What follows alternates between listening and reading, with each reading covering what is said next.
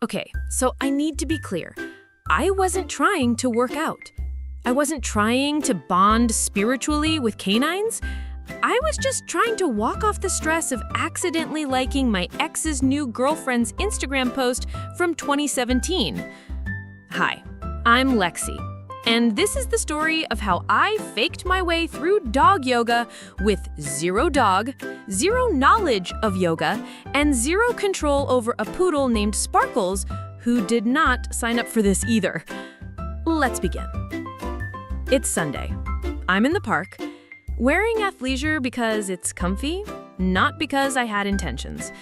I see a group of people setting up yoga mats in a circle. There's calm music. There are lattes. There are dogs. I assume it's just dog people doing dog things. Then a woman waves me over. She's in matching leggings and a fanny pack that screams alpha energy. She says, "We've got room if you and your little one want to join." I panic. Instead of saying, "Oh, I'm not part of this," I smile and say, "Oh, yeah, totally. Love that. We're in." She gestures at the poodle sniffing my ankle and says, "Perfect. Sparkles can share with you until her mom arrives." Boom.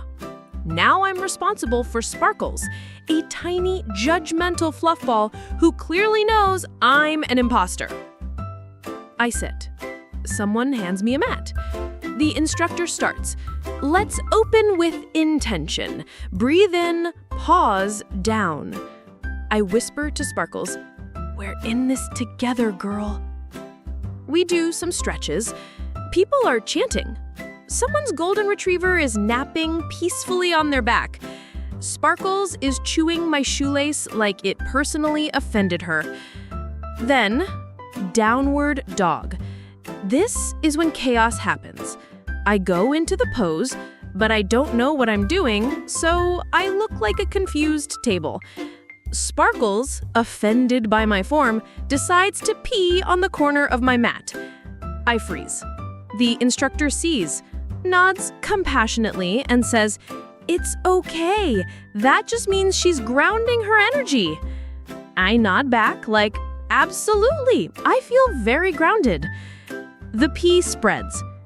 I try to scoot the mat casually, like I'm adjusting for alignment.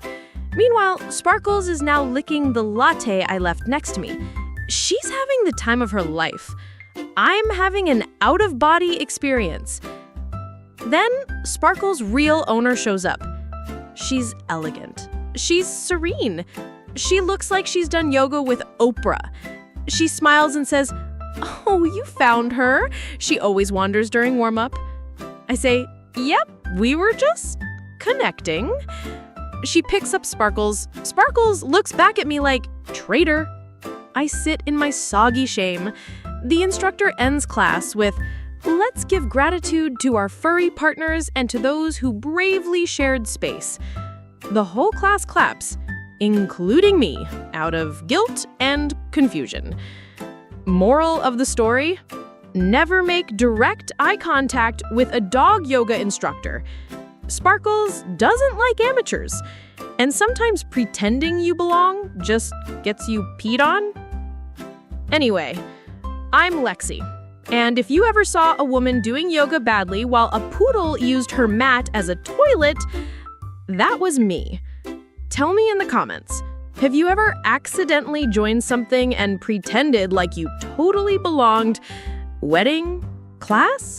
Group vacation? And did anyone pee on your stuff? Let's confess with grace, babe. Love you, mean it. Lexi out. So I wake up one Saturday thinking, I'm gonna be wholesome today. Like iced coffee, tote bag, maybe a little flirt with that guy who sells weird pickles. Nothing dramatic. Hi, I'm Lexi, and this is the story of how I went to buy produce and accidentally became locally famous for looking like chlorophyll. Let's begin. I put on this cute little green romper, like leafy green, not like I want attention green. I add sunglasses, lip gloss, whole garden goddess vibes. I head to the farmer's market. It's packed. There's acoustic guitar music, children covered in jam, and a guy aggressively offering free gherkin samples. I grab a lavender lemonade and start browsing. That's when I hear someone behind me yell, "Excuse me, broccoli girl, you're late!" I turn. A woman in a full-body squash costume is waving at me. She's holding a clipboard. She looks serious. I say, "Me?" She says, "Yes, you're registered for the Green and Clean Costume Parade, right?" I say, "Yes?" Because apparently I've entered a contest now, and I'm too deep in kale confusion to say no. She hands me a laminated badge that says, Lexi, category leafy, subsection interpretive. And suddenly, I'm lined up between a man in a full corn-on-the-cob suit and a child wearing a cabbage tutu. They blast music. We parade. I wave. The crowd claps. Someone yells, "That lettuce girl serves!" I twirl. I am the romaine queen. When we get to the main tent, a judge comes up to me and asks, "So, what inspired your look?" I say, "Minimalist kale fantasy with a hint of urban spinach." They nod, write it down. Then, they start announcing winners. Best root veg? The carrot man. Most dramatic fruit? A tomato that screamed "Juicy Justice" into the mic. And third place in leafy green division? Me! They hand me a ribbon and a $10 gift card for zucchini-based products. The crowd chants, "Lettuce lady!" Someone hands me a crown of rosemary. And here I am, still holding a baguette, still confused, but now officially awarded for accidental agriculture fashion. Moral of the story? Sometimes you dress cute and the world sees salad. Never underestimate a squash with a clipboard. And if someone hands you a ribbon, just accept it, babe. Anyway, I'm Lexi. And if you ever saw a woman waving on a stage with a vegetable crown and no idea what the rules were, that was me. Tell me in the comments, have you ever been pulled into something weird and just ran with it? Flash mob, parade, produce-themed photo shoot? Let's wear our accidental glory with pride, babe. Love you. Mean it. Lexi out. So here's the thing. Sometimes self-care turns into full-blown social warfare, especially when cucumbers are involved. Hi, I'm Lexi, and this is the story of how I walked into a nail salon for a relaxing pedicure and walked out emotionally engaged to a bridal squad I've never met. Let's begin. It's Thursday. I've had a long week. My feet feel like they've been personally insulted by gravity. I decide, you know what? I deserve a pedi, maybe even the deluxe. So I roll into this cute little spa. Lots pink, smells like citrus and gossip. The receptionist says, "We're fully booked, but if you don't mind sitting with a party, there's one chair open." I say, "I'm not picky, as long as someone scrapes my heels and doesn't judge me." She leads me over to a row of laughing women in matching robes. I sit down. They all pause. Then one woman yells, "Lexi!" And I, with the confidence of someone just looking for foot exfoliation, go, "Hey!" Apparently, I am Lexi, who was supposed to fly in this morning and totally missed the brunch. I am now a bridesmaid. Someone hands me a mimosa. Another wraps a towel around my head. A third person whispers, "You look so calm. That's such Lexi energy." I just nod and sip. 10 minutes in, I've been caught up on drama involving a cheating DJ, a dress that allegedly betrayed the bride's vision, and a girl named Madison who better not bring that guy. I've said uh-huh and no way and she didn't more than I ever have in my life. The bride, a woman I've never seen before, wearing a sash that says Miss to Mrs., grabs my hand and goes, "Lexi, I'm so glad you came. You're the glue." I whisper, "I'm the glue." We do face masks. They ask me to lead a toast. I stand up and say, to love, pedicures, and surprises. Everyone sobs. Then it gets worse. They take a group photo. I am front and center, towel on head, toes spread like jazz hands, holding a tiny cupcake with a diamond ring topper. I ask where they're from. They say Ohio. I say, me too. I'm not.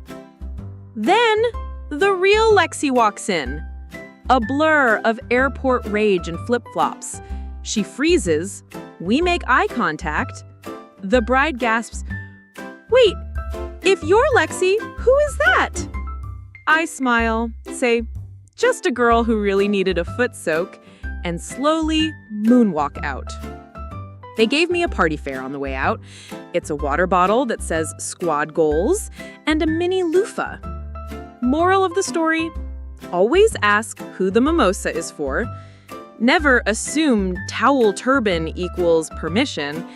And if someone calls you Lexi, maybe just go with it for a while.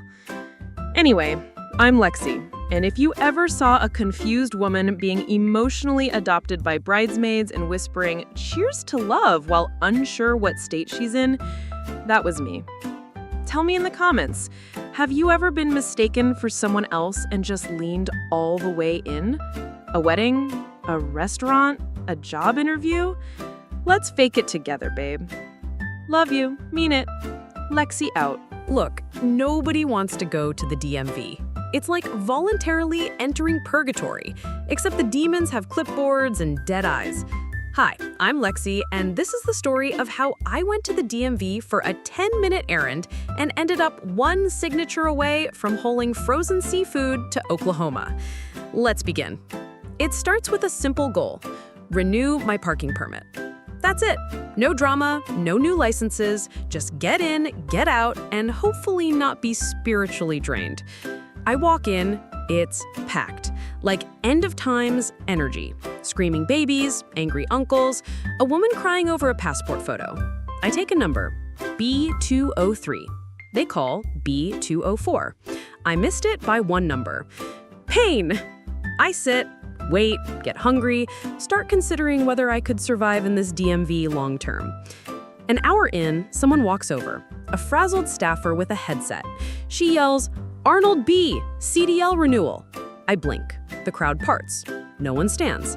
She yells again, "Arnold B, truck license renewal, last call." Now, here's where I make the mistake. I stand up and say, "Hi, I'm here for a renewal." She doesn't even look at my paperwork. She just nods and goes, "Let's move, Arnold, we're already behind." And I, Lexi, become Arnold. She hands me a laminated test, starts the commercial vehicle vision exam. I panic. I say, "Wait, is this for..." She says, "You know the drill, big guy. You've been doing this since '72. I just say, "Yup." So I take the test. The first part is reading letters from a screen. Easy. Then she shows me a picture of a highway and says, "Tell me which direction the deer is coming from." I say, "Spiritually or geographically?" She laughs. She thinks I'm funny. Then she goes, "You passed. Let's update your CDL." I say, "Wait, I don't think this is for..." She cuts me off. "You're still certified to drive refrigerated semis, right?"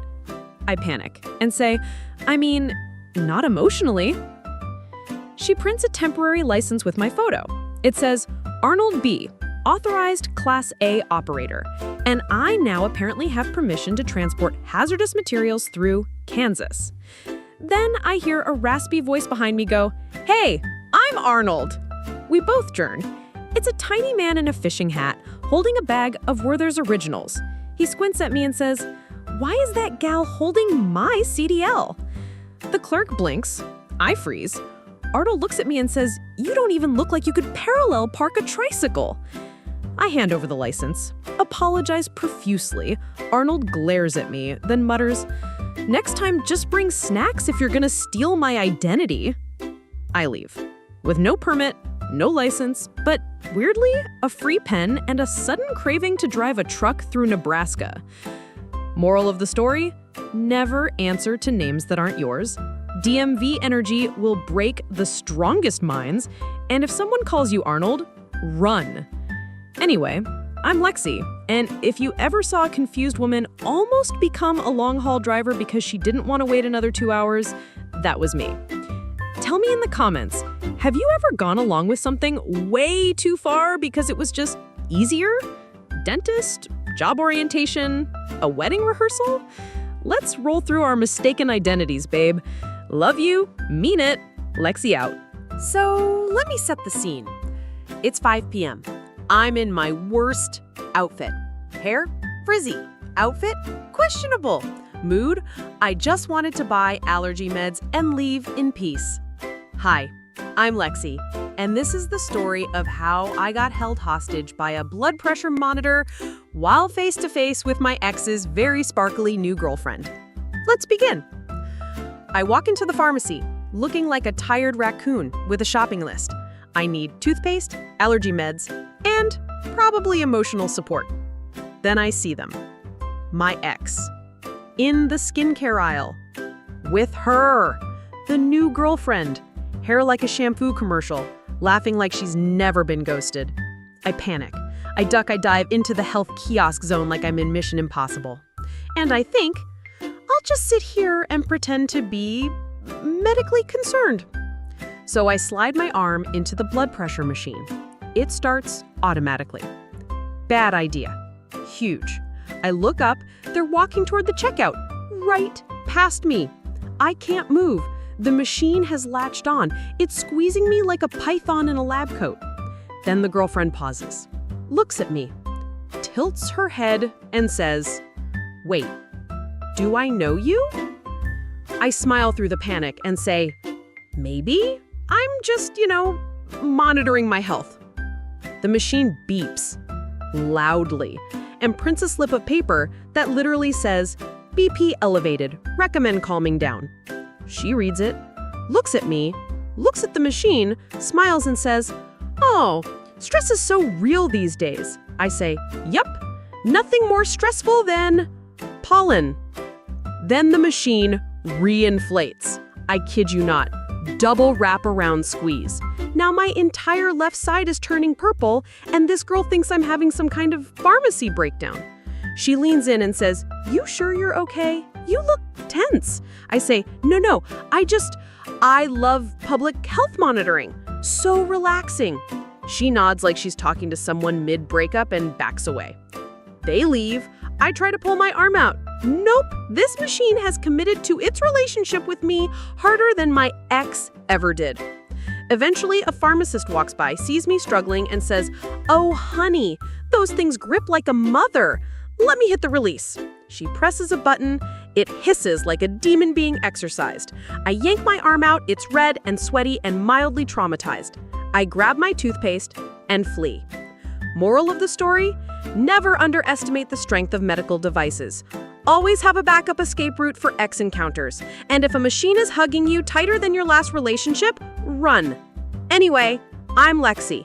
And if you ever saw a girl trapped in a pharmacy chair while trying to casually avoid eye contact with a woman in a sequined headband, that was me. Tell me in the comments, what's your worst accidentally ran into the ex moment? Sweaty gym, friend's wedding, emergency clown school. Let's overshare together, babe. Love you, mean it. Lexi, out. So my friend Emily, she's rich. Like, has a wine fridge and matching towel sets for each season kind of rich. She was going on a weekend trip and asked me, "Lexi, can you house sit? Just feed the cat and don't touch the espresso machine." I said yes, because how hard can it be? Hi, I'm Lexi. And this is the story of how a casual house-sitting favor turned into a full-blown home arrest situation, complete with flashing lights, robot betrayal, and me screaming, "I'm not a burglar! I'm just hungry!" Let's begin. I arrive. The house is unreasonably beautiful. Glass staircase, voice-controlled lights, a cat named Caviar. The doormat literally says, "Welcome to the vibe." I walk in. The lights flick on automatically. The thermostat says, "Hello, Lexi." I say, "I'm not emotionally prepared for this kind of attention, but thanks." I feed caviar. I admire the guest bathroom that smells like eucalyptus and moral superiority. Then I get hungry. I open the fridge. Just the fridge. Not a safe, not the vault from Ocean's 11, just a fridge. Suddenly, sirens, flashing red lights. A robotic voice yells, "Intruder detected, defensive mode activated." I scream. Caviar meows like she saw this coming. Then a tiny Roomba, no joke, rolls toward me, revving like it's about to perform a citizen's arrest. Its name? Frank. It bumps my ankle repeatedly like it's saying, "Ma'am, this is private dairy property. Step away from the cheddar." I yell, "I live here. I don't, but I know who does." I try to call Emily. She doesn't answer. Probably sipping wine in a vineyard with zero reception and zero concern. Then the smart speaker starts giving me instructions. To disable panic mode, please enter the 4-digit security code. I scream, "I don't even know my own ATM pin." Frank the Roomba bumps me again, harder this time. He's getting aggressive. Then the smart door locks itself. I'm stuck. Outside, I hear a police siren, the real kind. Apparently, the house is synced to call local security if the fridge is opened without voice verification. Who needs that? I look down. I'm barefoot, holding a Baby Bell cheese in one hand and a cat under my arm, like I'm trying to escape a heist. The cops knock. I yell through the door, "I'm a friend, I have permission, and I'm not trying to steal the salmon." They pause. Then the house system says, "Emergency override approved. Panic mode deactivated." The lights go back to normal. Frank retreats like a little vacuum coward, and the fridge makes a happy ding noise. And then Emily texts, "Oops, forgot to tell you about the alarm, LOL." Moral of the story? Don't house sit for people whose blender costs more than your rent. Smart homes aren't actually smart, they're just dramatic. And never trust a Roomba named Frank. Anyway, I'm Lexi, and if you ever saw a barefoot woman holding cheese and a cat being interrogated by a robot in a rich lady's kitchen, that was me. Tell me in the comments, have you ever tried to do someone a favor and ended up in a full-blown meltdown instead? Pet sitting, babysitting, accidentally setting off a spa fountain? Let's suffer together, babe. Love you, mean it. Lexi, out. So listen, you ever show up to a Zoom call physically present but emotionally elsewhere? That was me. Fully logged in, mentally Googling revenge outfits for legal but devastating impact. Hi, I'm Lexi, and this is the story of how my online shopping spree for a break-up glow-up became an unexpected PowerPoint presentation to my entire workplace. Let's begin. It's Monday, 10:01 a.m. My manager schedules a quick sync, which in corporate language means, this could have been an email, but now it's your problem. I show up with coffee, no makeup, hoodie, camera off, my brain nowhere near Q3 strategy. Instead, I'm deeply invested in finding the perfect outfit for a brunch I have zero interest in attending, but my ex's new girl is going to be there, so we must arrive looking like karma dipped in body glitter. I open a tab, ASOS, then another, Zara, then a third, my favorite, dresses to ruin his self-esteem in under 30 seconds. Meanwhile, the Zoom call is just going. Someone's talking about quarterly numbers, someone else is fake nodding, and I'm out here comparing neckline depths and emotional destruction levels. Then I click something. I think it's leave breakout room. It's not. It's share screen. And not just screen. Entire desktop. Suddenly, everyone sees my open tab titled X Crush This Look, Shatter His Soul, 3 side-by-side dresses in toxic red, a Pinterest board called Hotter Than His Regret, and worst of all, a shopping cart with the note, Final Look. Imagine if Heartbreak and Rihanna had a baby. The call goes silent, like biblical silence. Then, my boss says, "Lexi, I think you're screen sharing." I scream. I click 12 wrong things, open Spotify, open my notes app that says, "Reminder, never go back to him unless it's for revenge abs." I finally stop sharing, but the damage is done. The entire team has seen my digital emotional spiral. My boss clears his throat, goes, "Well, that was certainly bold," and moves on like nothing happened. But the chat? Oh, the Zoom chat.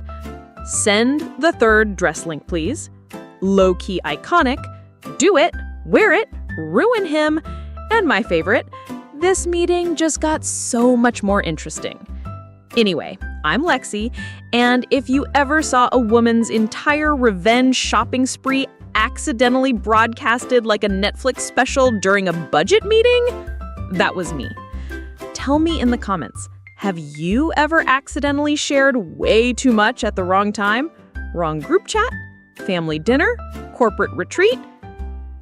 Let's overshare with confidence, babe. Love you, mean it. Lexi out. So, you know those little birthday sections in ice cream shops? The kind where everything's decorated in cartoon chaos and there's always one crying child and one adult slowly losing the will to live? Yeah, I walked right into one. Hi, I'm Lexi. And this is the story of how I committed pastry-based crimes against a child named Ryan, accidentally hijacked a party I wasn't invited to, and nearly got chased out by a woman holding glittery gift bags. Let's begin. It's hot. I've been running errands. I just want a cone and maybe a quiet corner to scroll through memes and judge strangers' dogs. I walk into this local ice cream shop. It's chaos. Confetti everywhere. Streamers. Children running like sugar-fueled gremlins. But I assume that's just ambiance. I order a single scoop of salted caramel. Then I spot it. An empty table. Blessed. Quiet. By the window. There's a colorful tablecloth, sure, and balloons, but I think they probably just haven't cleaned up yet. I sit, I eat. Then I see the cake. Just sitting there, unattended. Bright blue frosting, cartoon eyeballs, a slice already cut. I think they probably forgot it or it's up for grabs. I mean, waste not, right? So I eat a slice. A big one. I'm 3 bites in when I hear it. A scream. High-pitched, furious. "She's eating Ryan's face!" I freeze. SpongeBob's left eyeball is on my fork. A woman, I assume the mom, storms over. She looks at me like I just slapped her child with a glitter cannon. She says, "Who are you?" I say, "I bought a cone." She says, "You're sitting at the reserved party table." I say, "I thought it was a themed corner." She points at the sign that says Happy 6th Ryan with balloons and a banner and a literal gift pile. Then Ryan shows up. Tiny, sad, looking at me with tears in his eyes and frosting on his shirt. He whispers, "You ate SpongeBob's smile." I die inside. I offer to pay for the cake.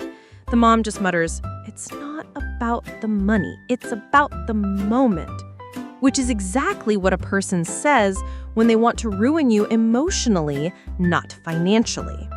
I apologize a lot. I even offer him my salted caramel cone, which honestly was better than the cake. He declines because he's 6 and full of justice.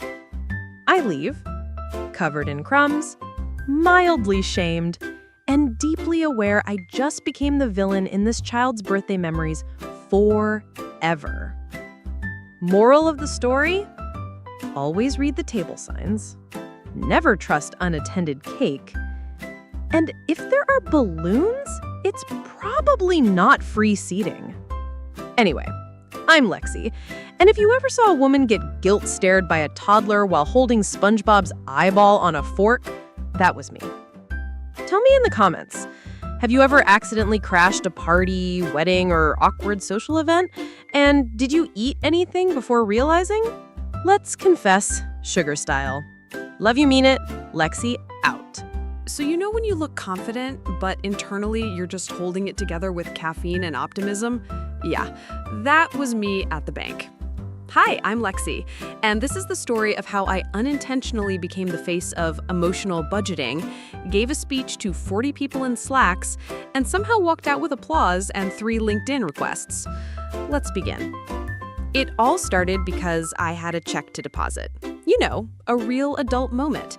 I even wore my I'm financially stable, don't look too close outfit, button-down shirt, clean-ish shoes, a tote bag instead of a backpack. Professional vibes. I walk into the bank lobby. It's busy.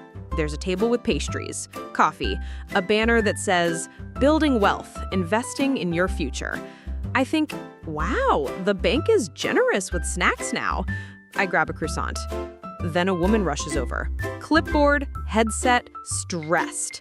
She looks at me and says, Thank God you're early. We're running behind. You'll go up right after the manager's welcome. I blink. She hands me a mic, pushes me toward a podium. Everyone claps. I try to protest, but she says, You've got 15 minutes, just keep it inspiring. They're all small business owners. I panic. My brain goes, Say nothing, but confidently. So I walk up, take the mic, everyone stares, and I begin. Hey, I'm Lexi, and I believe personal finance isn't just numbers. It's vibes. It's feelings. It's standing in front of a $200 jacket and whispering, Not today, temptation. Dead silence. Then someone chuckles. I lean in. We've all been there. Payday hits and suddenly you're on a website buying a mood. Not an item, a mood. That's not budgeting. That's therapy with shipping fees. Someone claps. I keep going. I divide my money into categories. Essentials, emotional support snacks, regret purchases, and why did I buy this lamp at 2 a.m.? Laughter. Heads nodding. People taking notes. I wrap it up with, the best investment you can make is knowing what triggers your add to cart reflex. Heal that impulse, and honey, you're already rich. Applause. A man in a suit says, She's real. I like that. I step down, still holding the croissant. A banker pulls me aside and says, We'd love to have you back for the Young Investors series. I say, Sure, I also do birthday parties and dramatic TED Talks about oat milk. Moral of the story, if someone gives you a mic, make it fashion. Sometimes confidence is just ignoring your own confusion, and yes, you can teach people finance based on your Zara receipts. Anyway, I'm Lexi, and if you ever saw a woman give a fake investment seminar based solely on her online shopping history and the trauma of overdraft fees, that was me. Tell me in the comments, have you ever been mistaken for someone important and just went with it? Flight attendant, tour guide, bride at a stranger's wedding? Let's fake it till we make it, babe. Love you, mean it. Lexi out. So, I love online shopping. It's convenient, it's fast, and apparently it's also the fastest way to accidentally bulk order toothpaste like a doomsday prepper.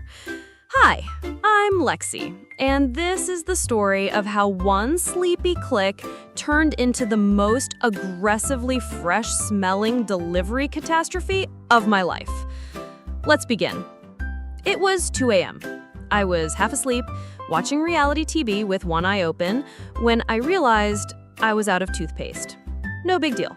I grabbed my phone, click reorder on the same one I always get. Minty, simple, safe. But this time, the brand was out of stock, and the only option left was this limited edition cinnamon sparkle kind. I was desperate. I said, yes, whatever. Now here's where it gets blurry.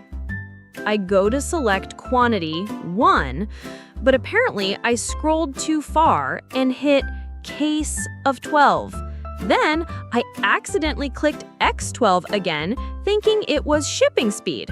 So yes, I ordered 12 cases of 12 tubes. That's 144 tubes of toothpaste in cinnamon, a flavor that tastes like holiday regret. I pass out. Next morning, I hear a truck. Like a legit box truck. Guy with a dolly. He knocks and says, "Ma'am, you ordering for a clinic?" I blink. He rolls in box after box. It looks like a scene from a dental apocalypse. My hallway smells like big red gum and fear. My cat is suspicious. I panic. I open the first box. It's all toothpaste. Tiny smug tubes with glittery red caps, like they know they don't belong here. I check the receipt. It's real. $322.44. My soul leaves my body. Now I've got boxes stacked taller than my fridge. 1 in the kitchen, 2 in the closet, 1 holding up my Wi-Fi router. And don't even get me started on trying to return it. Customer service goes, "Due to hygiene regulations, we cannot accept returns on consumable items." I go, "They are sealed and haunting me." They offer me a 5% coupon for more toothpaste. I cry. I try to donate them. The shelter says, "We appreciate the thought, but we already have a lot. Also, why is it cinnamon?" I say, "I don't know, Susan." Now I'm giving tubes away like I'm the minty Santa Claus of poor decisions. I carry extras in my bag like party favors. At brunch. Want some toothpaste? At a date. Don't kiss me unless you accept this cinnamon first. At my landlord's office. Can I pay rent in hygiene supplies? Moral of the story is never shop while sleepy. Cinnamon is not a lifestyle, it's a warning. And yes, you can become known as the toothpaste girl in your building. Anyway, I'm Lexi. And if you ever saw a woman building a nightstand out of toothpaste boxes while whispering, "I didn't ask for this life," that was me. Tell me in the comments, what's the weirdest thing you've ever accidentally ordered online? Wrong size? Wrong item? 400 glow sticks? Let's overspend together, babe. Love you. Mean it. Lexi out.